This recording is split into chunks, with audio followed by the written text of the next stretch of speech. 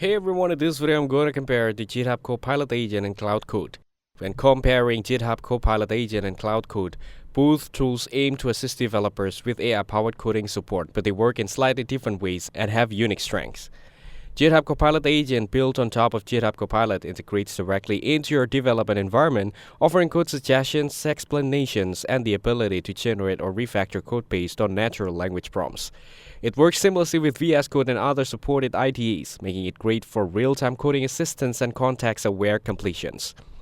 Claude Code, powered by Anthropic's cloud models, focuses more on understanding complex coding tasks, generating larger code blocks, and helping with debugging or architecture planning. It's designed to be conversational and can handle multi-step reasoning, making it useful for brainstorming, code reviews, and deeper problem solving. If you want tight IDE integrations and quick inline suggestions, Copilot Agent is more convenient. If you prefer a more conversational approach that can tackle complex coding logic and larger project discussions, Claude Code might be better. In many cases, developers use them together for the best work of both worlds. Thank you everyone for watching this video. Hope you get some value. Make sure to like the video and subscribe. Goodbye.